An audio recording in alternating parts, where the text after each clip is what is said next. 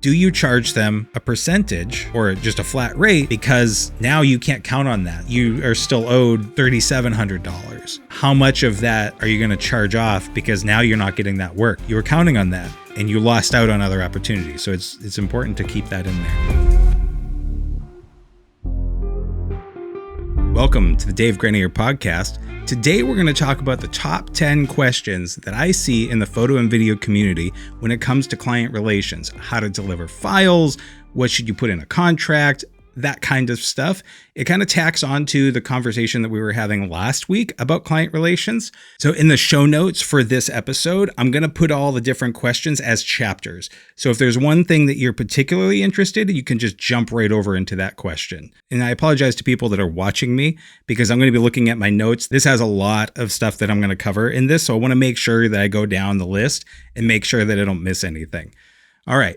So let's start off with question number 1, which is, how do I stop scope creep without sounding rude? This is a delicate one, or can be. For those that don't know what scope creep is, it's when you've agreed to the client, you say, hey, I'm going to deliver you, let's say 50 photos, and they ask for more, whether that be photoshopping things that you weren't expecting, or, they want an additional 50 photos or just one more photo or whatever it is. You've delivered or they're asking for more and they're not looking to compensate you. That's scope creep. This can be a dangerous hole to start digging because usually one little ask turns into another little ask, which turns into more. And then all of a sudden you've done 20 or more hours and you're not getting paid for it. So the way that I usually handle this, especially with a new client, is that's not really part of the purview. That's not really part of our scope. I'll do it for you this time. But just know going forward that if I need to do this, there's going to be additional charge. We're going to have to change order. So setting firm boundaries and saying, I will help you. Yes, absolutely. We'll do what we can, but just know going forward that these are the regular, we're going to have to charge you more. We're going to have to charge you double. We're going to have to charge you triple, whatever the monetary value is, to help keeping them from continuing to reach for that branch. Right? Because you need to protect your time. And hey, if they come back and it's like an emergency turnaround, like within 12 hours, and you get paid triple the amount, great. Like that's a good paycheck. So it makes it beneficial mutually for you too, but it also keeps them from, constantly coming at you with little things. So keep that in mind. It also sets you up as a professional.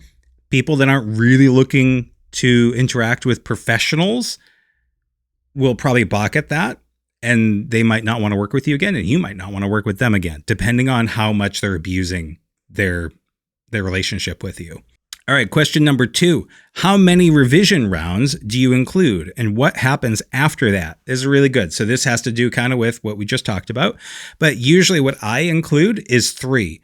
So we have the first draft, second draft, and then the final. Anything past the final is considered an hourly rate. So we can do much more. So if they want to keep making adjustments, then sure.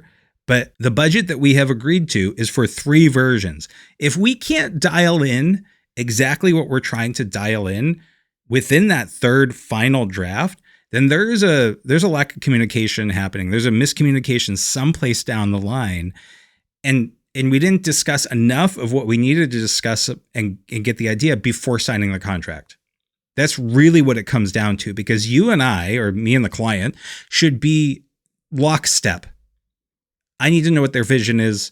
I need to know what their storyboards are. If they have storyboards, if they don't, that's okay. But one of my questions I always ask the client is, give me something that inspires you. Like what would you like to kind of mimic?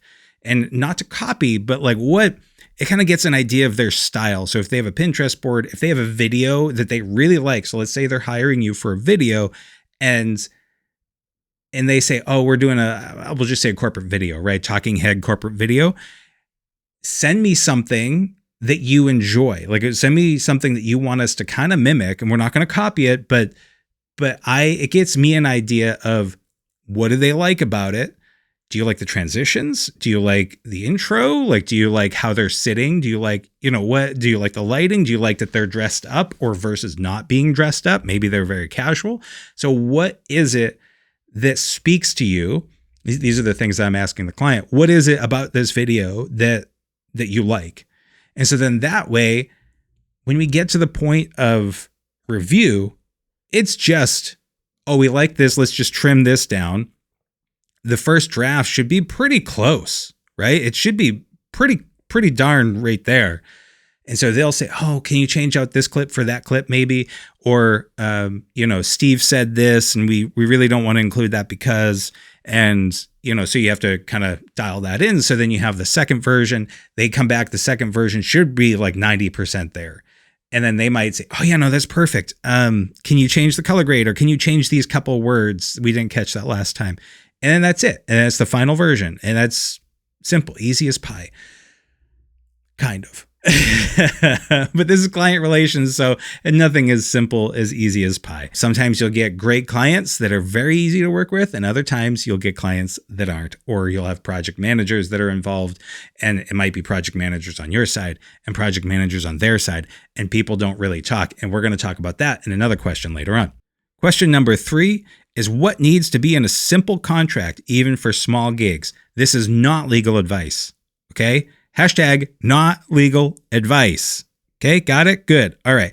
So these are things that I make sure that I include in every single one of my contracts, big or small. Parties and project summary. This is about who's hiring who and what the project is. It gets very legalese, but it says, 124 Productions, and then in parentheses, it'll say contractor, or I don't remember exactly how he phrased it, but contractor.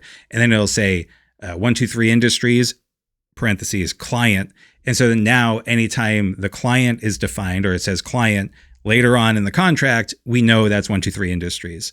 And then 124 Productions is, the contractor, the video specialist that's doing this or photo, whatever it is. Okay. And then you also have scope and deliverables, which are exactly what you're providing. Formats. So is it MP4? Are they PNGs? What kind, are you going to be delivering RAWs, which we'll get into later? The lengths. So is it a 3-minute video? Is it a 20-minute documentary? What is it that you're delivering? Quantities. So is it 500 videos or 500 photos? 1 photo? What is it? What are the quantities that you have? Platforms. Are you going to be delivering to Instagram for them? Or are you going to be delivering it via, let's say, Google Drive or Dropbox, and then they take it from there? So what platforms are you using? It's very, very important to get that out of the way so that everybody knows, and they can't come back and say, oh, we were expecting Dropbox because that's what we have for an account on or whatever, right? Timeline and key dates. This is really important. So this is shoot date, draft delivery, review windows, and final delivery. This we'll also get into a little bit further on down in the list, but the shoot date, you agree that it's going to be January 1st, right? And what time? And not only what time is the shoot, what time are you going to be on site? And so 124 has to be on site. The shoot is at 9 a.m., which means that I need to be there at 6:30 because I need to set up. I need to have site access. I need to be able to bring all my stuff up to the floor that we need to go up to. And I need to set up my lights. And I need to make sure that I have everything set up the way that it needs to be set up properly. And they need to know that that's what I need. I can't be rolling in at 8:30. So that needs to be spelt out in the contract. Draft delivery is afterwards. How long will it take for you to deliver a draft? Maybe that's 2 weeks. Maybe it's 2 months. This is where you get to give yourself flexibility and say what is reasonable, rather than just, oh yeah, I'll have this draft for you tomorrow, and you just did the shoot today, right? So you need to make sure that you have that stuff set up so that it gives you professional breathing room. This is your opportunity so that you don't succumb to abuse, right? So you set the guardrails. So that's what this whole contract thing is for. So make sure you set yourself up right for success. Review windows, right? So you say, hey, I'm going to give you the first delivery or the first draft on, February 1st, and you have up until February 14th to give me your feedback. Draft 2 will be delivered 1 week from then. And then you have another week to give your feedback. And then your final delivery will be March 1st, let's say. It's good to put in there something along the lines of, if review is delayed, then it pushes everything back. So if you take an extra week to get back to me, or an extra day to get back to me for review, so if I give you February 14th and you don't get back to me till February 15th, that might not just push it back a day, that might push it back a week. Who knows? Because I have allocated this time to work on your stuff. And if you wait an extra day to give me your feedback and you've had 2 weeks, one, that's not respectful of my time. But two, I'm not just sitting here waiting for you, right? I got other stuff that I've allocated. So setting that ahead of time is really important. Okay, so next point is client responsibilities. So that's access permissions, point of contact, releases, providing brand assets, and approvals on time. So this, I kind of talked about access permission just in the last one, but point of contact. So who are you talking with? Who's your primary point of contact? We're going to get into this later on in one of the other questions. Who's in charge of giving you the feedback? Because you might have a lot of people, a lot of cooks in the kitchen, but who is the ultimate chef, right? That's going to say, this is what we want. Now, we're going to get into that later, so hold on. Okay, so who's your point of contact? Releases. Do you need any photo releases, video releases, to have someone's likeness on the camera? Providing brand assets. So they need to give you their brand assets. So their logo, their typeface, their font, any regulations that they have surrounding their brand, they need to give that to you. And then approvals on time. So is this one of those things where they just pay the lump sum and it's broken up into installment payments, deposit and installment payments? Or is this an hourly thing, and who's in charge of approving the time? So fees and payment terms. This is total cost, deposit amount, due dates, late fees, accepted payment methods. So the total cost is, let's say it's $5,000 to do this shoot. How much you're going to need for deposit and by what date? My deposit amount varies, but let's say it's a third. Okay. But I always make sure that before I set foot on the shoot, I have a deposit in my bank account. It is cleared. I've run into issues with this because I was a little too flexible in my early days, but it's really good to either be on a retainer if it's something that's very long term, or to have a deposit if it's like one shot and you're doing the shoot and then you're done. But just figure out what that means for you and make sure that you have that. And before you set foot on the shoot date, you have that money paid and it's already cleared. Due dates. So that's going to be, when do they have to pay you by? So if you give them an invoice on the 1st, is it net 15, which is 15 days from when you sent out the invoice? Is it net 30, 60, 90? A lot of times it's on the longer end of that, no matter how much you try to push for an earlier, let's say net 30 is pretty typical for what I do. That doesn't always mean that I get paid within 30 days, but if you have it in your contract where you say, hey, it's net 30, but I have late fees. So anything after the 30 days, you're going to accrue a 1% penalty. This can get a little tricky, but if it's in the contract, you guys have agreed to it ahead of time. That's why you do the contract. Again, it's not to hold someone's feet over the fire. I discussed this in the last episode. It's about making sure that everybody agrees and understands what's expected on every realm of this project. An accepted payment method. So is it going to be a direct deposit into your bank account? Is it going to be a check? Is it going to be cash? Is it going to be, Venmo or something? Whatever it is that you want paid, make sure that they agree to it because they might not have the ability to pay you cash. The next one we kind of discussed already, which is revision policy. Number of revision rounds included. What counts as a revision versus a new request?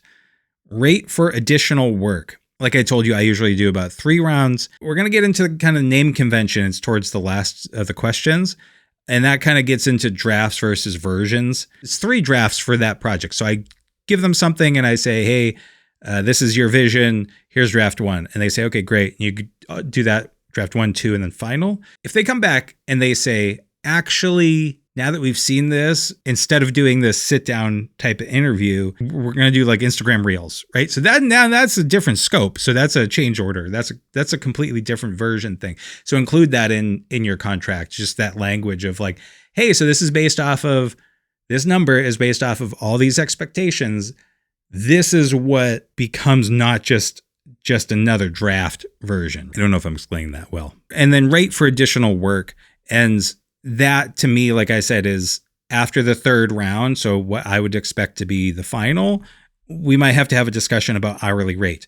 And it's not necessarily a cheap hourly rate. It might be a premium hourly rate because I'm not expecting to have to do that, right? So it's not part of like a package deal, which maybe you guys can have a conversation and you say, okay, well, it's $5,000. The hourly rate is going to be $100. Normally my rate is $150 an hour, but because we're already doing this work, you can have that conversation. But just, always respect yourself because you don't want to be your own worst enemy. All right. Next up is reschedule and cancellation. So what are the notice requirements?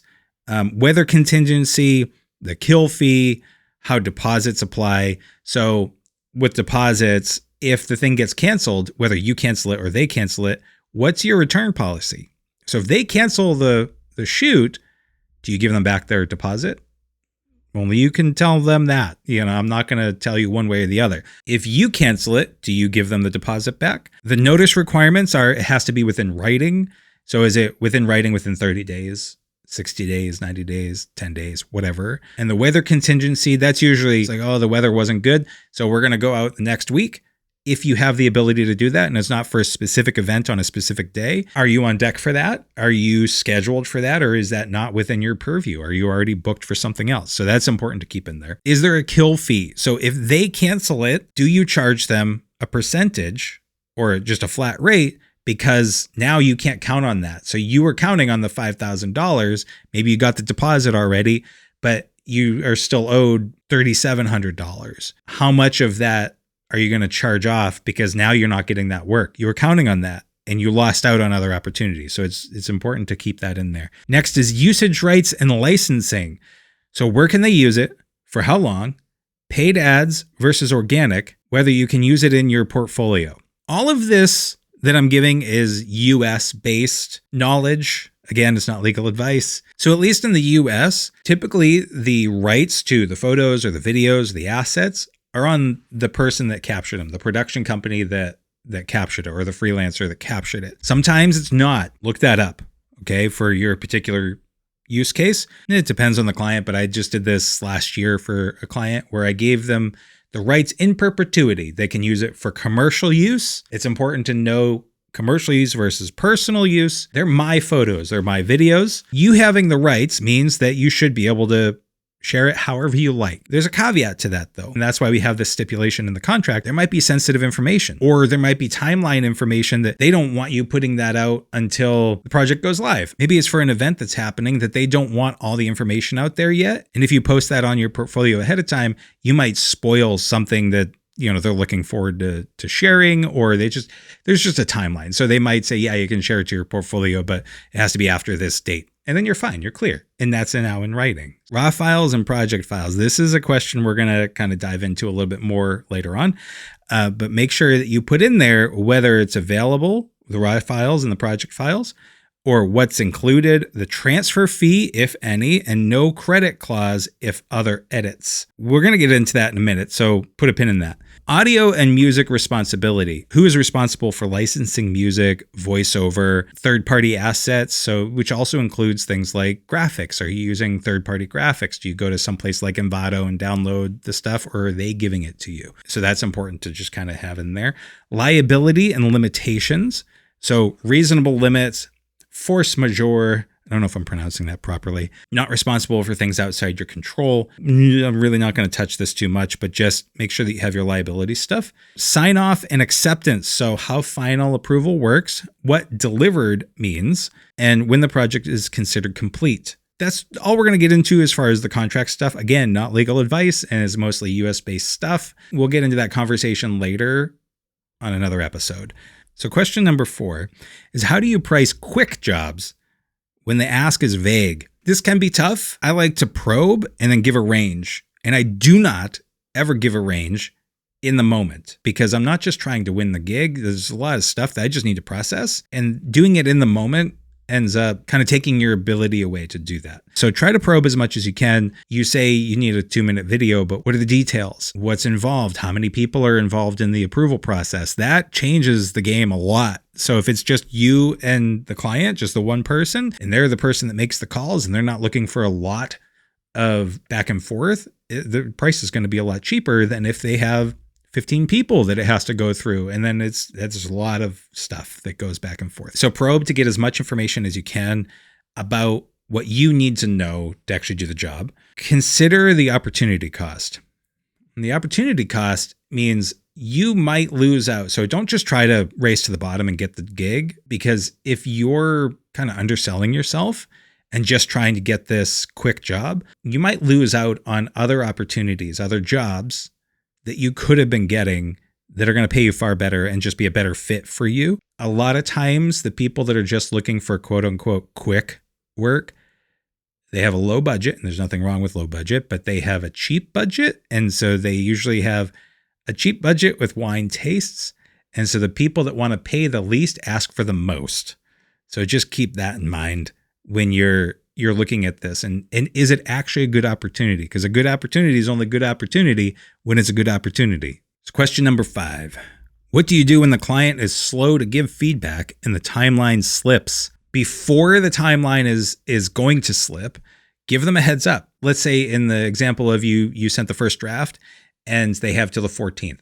Just give them a gentle nudge, say, hey, here's the video, there's first draft. Don't forget to give me your feedback by the 14th so we can stay on track. And that's 2 weeks away. So if you don't hear back within a week, ping them again and maybe call them, because maybe they lost access to their email, or they're just buried with emails and they didn't see it. So maybe give them a call or a text, whatever your relationship is with them. This is where you hold their butt to the fire, because if they still don't get back to you by the 13th, it's like, hey, so just don't forget to give me your feedback by tomorrow. Otherwise, we're going to lose the timeline. If they still don't give it to you after the 14th, you can send, but hey, so sorry you weren't able to give me your feedback. Just let me know when you're thinking you might give me the feedback so that we can continue to work on this project and restructure the timeline. You want to make sure that you put that in the email or in the communication, and you want to have a paper trail. It's very clear that they've missed it. It's on them. You're happy to work on it, but it's going to adjust things, right? You're not still going to hit that May 1st or March 1st deadline, because now they've held it back. Now, maybe you can still pull it out, but don't sign up for it because they dropped the ball. Okay. So number 6, what do you do when multiple people are giving notes and nobody can decide? So this is what I was talking about earlier. I've had this happen when I was part of an agency. I had a project manager on our side that gave me the work, and then they would act as the filter and they would send it to the client, and then the client would review it. And they had, I think, 6 people. The 6 people would send feedback individually, and then the project manager would send me the information like, oh, hey, these are the edits that need to get done. Okay, great. So I start doing the edits, and then they send me another round of edits because person 2 now chimed in, and then person 3. And all of a sudden you're doing 6 revisions and nobody's talking to each other. Make sure, and this is where in the contract you have that point of contact, who's in charge of giving you the distilled information.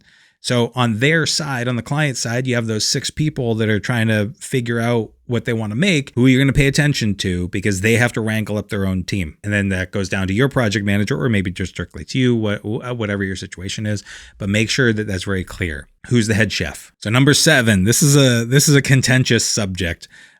What if the clients ask for all the raw footage or project files? Now, I might get my ass handed to me in the comments section, because I have read so many things about what people do for raw, never give raw, only give raw in this circumstance. I'm not saying that you should just give your raw away for free. Usually clients, unless you're working with like a media company that understands what raw actually means, usually they just mean the clips unedited. So they can do their own editing, or maybe they do want the color correction. Like they're expecting JPEGs versus raw photos. And so they expect that the coloring is going to be decent. Whereas a raw photo is going to be very washed out because you have all that flexibility, but they don't know that. A lot of clients can't even open up RAWs. You know, if they have a Windows and they don't have the plugin, They can't open a raw file. One of the things that I like to do if I'm asked for either the raw video, I haven't really shot raw video. I use log, and that's been pretty damn good for everything I need. But even that, they're going to look at that washed out footage, not going to know what to do with it. Depending on the client, I try to educate. You're asking for raw footage. This is what that means. Do you have somebody that understands how to do the color grading? And do you have the capability of opening it? And some people say, oh no, that's not what we're talking about. We don't want the final edit. We want all the clips that you took on the days so we can kind of work on it or reuse it for Instagram later in the future. Now, this is where people are probably going to be like, Dave, what the heck are you doing? Typically, depending on what the ask is, I'm happy to give it to them. Okay. But I'm just going to say basically what I say. This is not verbatim, but I wrote this down. Okay. I can provide the raw footage, but I treat it as separate deliverable. That's because raw files take time to organize and transfer, and they can include material that I would normally filter out during editing.